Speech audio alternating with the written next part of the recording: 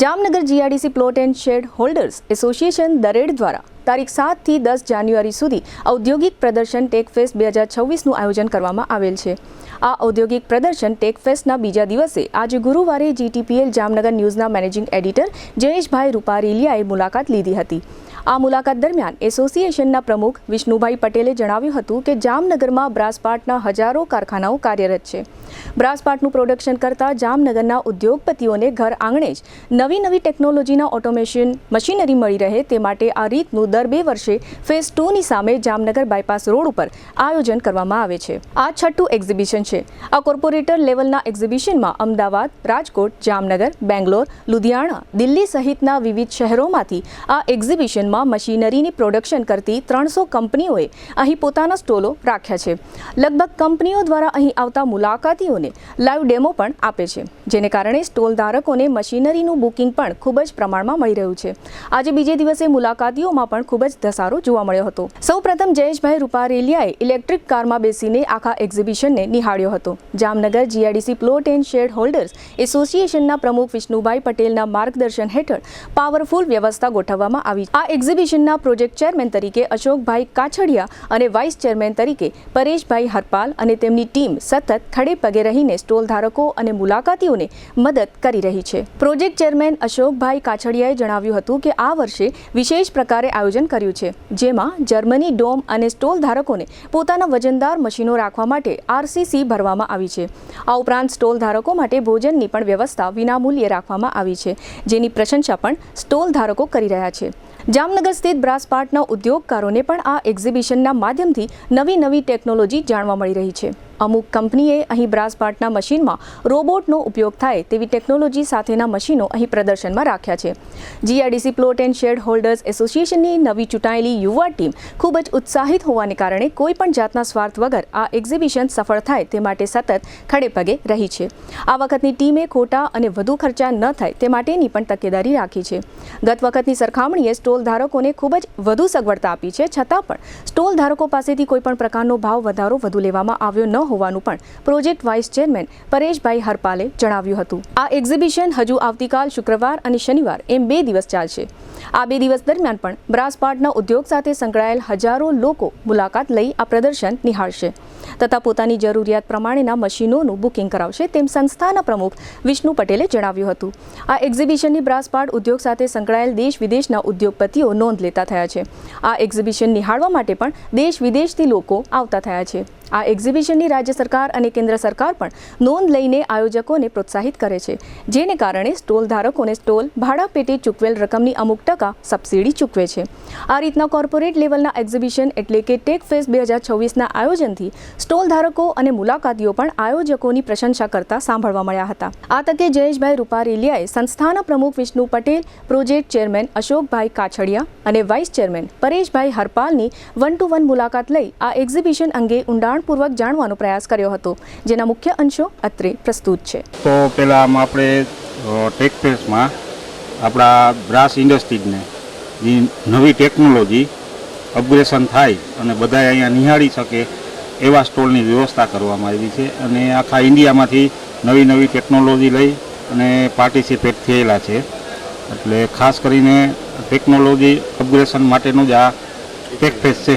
ખાસ કરીને શું વિશેષતા છે લોકોને હું ઇઝી જોવા મળે? મશીનરીમાં ખાસ કરીને અપગ્રેશન મોટું છે, સીએનસી, વીએનસી અને ઓટોમાઇઝેશન એનું ખાસ ધ્યાન દેવામાં આવ્યું। વિષ્ણુભાઈ, તમે પણ આ બાબતમાં થોડા એક્ટિવ છો, તમારા ઉત્સાહને કારણે આ વખતે જર્મની ડોમ આવ્યા છે અને તમે અહીંયા જોયું છે આજે જે લોકોનું મશીન ભૂતકાળમાં એવું હતું કે ક્યારેક જમીન પહોંચી હોય તો મશીન દબાઈ જતું, તો આ વખતે તમે એમાં પણ આરસીસી કર્યું છે। બહારના રાજ્યના લગભગ દિલ્હીથી, લુધિયાણાથી, હરિયાણાથી, પંજાબથી, બેંગ્લોર, બરોડા, રાજકોટ, અમદાવાદ આ બધી જગ્યાએથી રાજ્યોમાંથી અલગ જગ્યાએથી હાઈ ટેકનોલોજી મેન્યુફેક્ચરર જે હોય, મશીનના મેન્યુફેક્ચરિંગ કરતા હોય, એ મશીનના પ્રદર્શન માટે અહીંયા એક્ઝિબિટર તરીકે બધા આવેલા છે, જેનાથી આખા ઉદ્યોગને આ મશીનની ટેકનોલોજીથી અવગત થશે।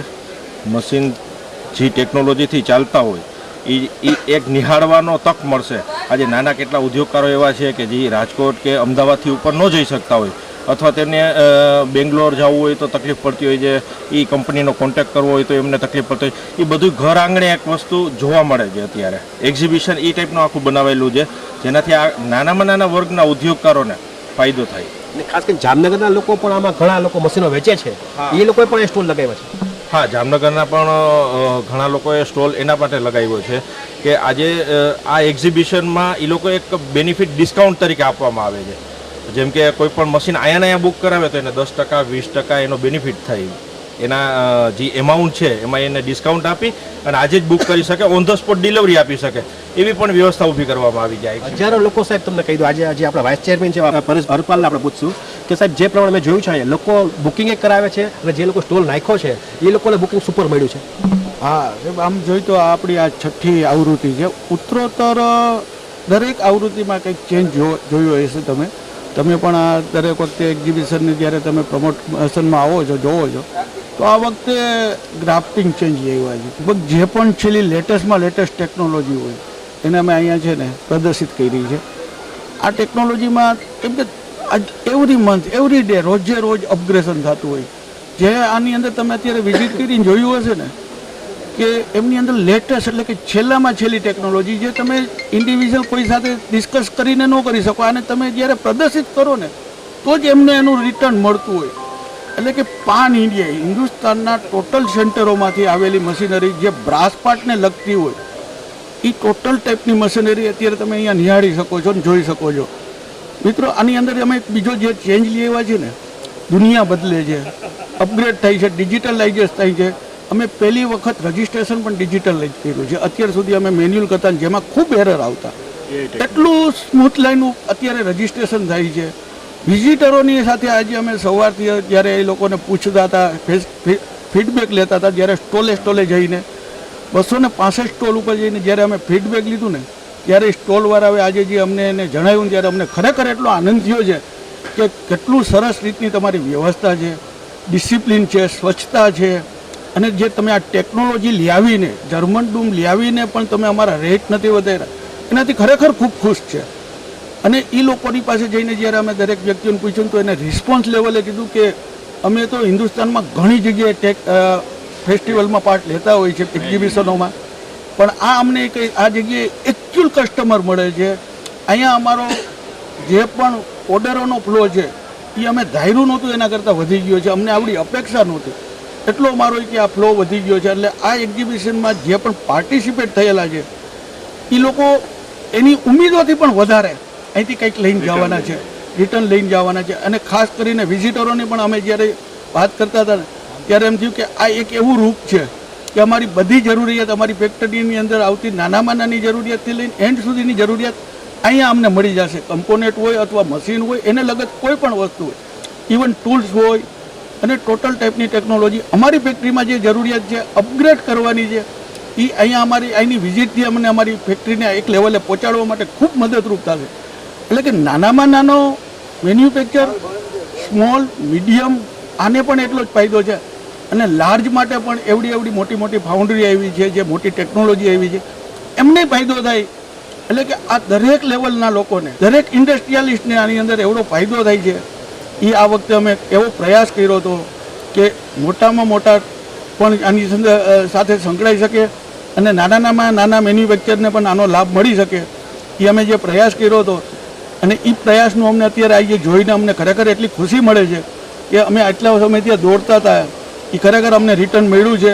અને એમાં તમારા લોકોનો સહકાર છે, સાથે સાથે અમારી આખી ટીમ જે નવી બોડી આવી હતી, નવા એકદમ અજાણ છોકરાઓ હતા, એને જે આયોજન કર્યું છે, જે ડિસિપ્લિન જાળવી છે, એ તમે જોશો ને તો કાબિલેદાદ. ખાસ કરીને મેં જોયું છે જે લોકો સ્ટોલ લઈને આવ્યા છે, મશીન લઈને આવ્યા છે, એ લોકો પાસે હવે ધારો કે સામાન્ય રીતે ઉદ્યોગકારોમાં એક મેઇન પાવરનો પ્રોબ્લેમ હોય તો હવે એ લોકો રોબોટવાળા મશીન બનતા વખતે જોયા છે મેં અહીંયા. નવી ટેકનોલોજી આવી ગઈ છે, એમાં એઆઈનો પણ યુઝ થયો છે. આજે તમે જોવા જશો તો આપણે એક્ઝિબિશનમાં એઆઈ સાથેની ડિજિટલાઇઝેશનનો પણ પ્રદર્શિત કરેલો છે, રોબોટનો પણ પ્રદર્શિત કરેલું છે કે સીએનસી વીએમસીમાંથી અનલોડિંગ કે લોડિંગ કરવો હોય નંગ, જેમ કે પાર્ટ્સ હોય જે ટર્નિંગ પાર્ટ્સ, એને અનલોડિંગ કરવો હોય અથવા લોડિંગ કરવો હોય તો એના માટે રોબોટિક મશીનરી પણ અહીંયા પ્રદર્શિત કરવામાં આવેલી છે. આજે ખાસ કરીને ધારો કે જે લોકો સ્ટોલ ધારકો છે એની પાસે પણ એકદમ રિઝનેબલ રેટથી તમને કોઈ લોકો સ્ટોલ આપવામાં આવ્યા. સ્ટોલ ધારકોને રિઝનેબલ રેટથી એટલે આજે હાઈફાઈ ટેકનોલોજીથી એક્ઝિબિશનની અમે લોકોએ વ્યવસ્થા કરેલી છે, જેમ કે જર્મન ડોમ છે, મશીનરી રાખવા માટે નીચે આરસીસી લેવલ આપણે કરાવેલું છે, જેથી જમીન વ્યવસ્થિત મશીન રાખી શકે એ લોકો સારું એવું એક્ઝિબિશનમાં પ્રદર્શિત થઈ શકે અને ઉપયોગી થઈ શકે એના માટે ખાસ ધ્યાન રાખવામાં ખાસ કરીને ડેમો કરી શકે એના માટે તો એને વીજળી પાવર આપવામાં આવ્યું છે 3 ફેસ. સર અમારે વીજળી અમે 3 દિવસ અગાઉ જ એને પ્રોવાઈડ કરી દઈ છીએ. અને બીજું આ ટેકફેસ કોઈ નફા માટે નથી હોતો. અમારી ઇન્ડસ્ટ્રીઝને ટેકનોલોજી અપગ્રેશન ને નાના ઉદ્યોગોને ઉપયોગી થાય એ માટે ટેકફેસ કરી, નહીં નફા માટે. ખાસ કરીને લગભગ સાહેબ તમને મેં જોયું છે સ્ટોલ લગભગ ડેમો કરે છે, લોકોને એક ઇઝી વિશ્વાસ બેઠે એને જે ઉદ્યોગમાં કેવી રીતે મશીન હાલશે એનો પણ ડેમો સારી રીતે બતાવવામાં આવે છે સ્ટોલ ધારકો તરફ. અત્યારે કોઈ કસ્ટમરને નાની વસ્તુ જોતી હોય ને તો એનું ખરેખર રિટર્ન કેવું મળશે ને શું થશે, કારણ કે ક્યાંથી લેવા જે મશીનો ચાલ્યા નથી, તો અહીંયા જ્યારે ડેમો બતાવીએ છીએ ને ત્યારે એને ટ્રસ્ટ બેસે છે કે આ વસ્તુ ખરેખર મારી ફેક્ટરીમાં હું ચલાવી શકીશ. એટલે કે એમના માટે અમારે જે જરૂરિયાત પૂરી કરવાની હોય વીજળી, એના માટેના એવા પ્લેટફોર્મ, તો એવા લોડિંગ માટે એને જે પણ કામ કરવાના હતા તો એવું બધું પ્રોવાઈડ કર્યું છે, જેથી કરીને નાનામાં નાનો ઉદ્યોગકાર એને સમજી શકે કે આ મશીન જ્યારે મારી ફેક્ટરીમાં આવશે ને તો હું એને ઇઝીલી ચલાવી શકીશ. ખાસ કરીને ટોલ ધારકો શું આપણે સગવડતા આપવામાં આવી છે, ખાસ કરીને બહાર ગામના લોકો છે ધારકોને આપણે ફૂડ કોર્ટ રાખેલો છે, જેમાં લગભગ કે ઓલ ઓવર ઇન્ડિયામાં તમે આજે જોવા જશો ને તો ફૂડ કોર્ટમાં કોઈને જમવાનું નથી દેતા. જે એક્ઝિબિશન કરતા હોય છે એ લોકો પાર્ટિસિપેશનને નથી આપતા. પાર્ટિસિપેશનને જમવા માટેની વ્યવસ્થા કરી દીધી, એ પણ અમે લોકો એક્ઝિબિટરો અને પાર્ટિસિપેશનો બેયને ફ્રીમાં આપીએ છીએ. પાણીની વ્યવસ્થા પણ અમે ફ્રીમાં પહોંચાડીએ છીએ, રોજ 2 કાર્ટૂન એમને પાણી સ્ટોલે પણ આપીએ છીએ. ઘણી બધી એવી સગવડતા આપીએ છીએ જેનાથી એ લોકો બહુ ખુશ છે. આ રીતે તમે જોયું કે જામનગર બ્રાસપાટના ઉદ્યોગમાં નંબર 1 છે, સૌરાષ્ટ્ર ગુજરાત નહીં પણ ઓલ ઓવર ઇન્ડિયા વર્લ્ડમાં નામ છે ને એ જ પ્રમાણે અહીંના ઉદ્યોગકારો છે, એટલા જ ઉદારતાવાળા લોકો છે. અને ખાસ કરીને જે પ્રમાણે અહીંયા જેઆઈડીસીનું જે એસોસિએશન છે એ એસોસિએશન પણ એટલું જ પોઝિટિવ વાત છે કે જે વિષ્ણુભાઈ પટેલના નેતૃત્વ હેઠળ આ બધી તૈયારી થાય છે. અને જે પ્રમાણે એ લોકો આમાં તો કંઈ એ લોકો ઉદ્યોગકારોને કંઈ મળવાનું ન હોય તો એને ખાલી માત્ર એને પોતાનું લીડરશિપ બહાર આવે એવા શુભ ભાવથી વર્કઆઉટ કરવાનું હોય છે અને એ પ્રમાણે અહીંયા વ્યવસ્થા જોઈ છે. અને ખરેખર જે બહારના લોકો આવે છે એ પણ આ જે જામનગરના જે લોકોનો સ્વભાવ છે એની લગભગ લોકો પ્રશંસા કરીને અહીંથી જાય છે.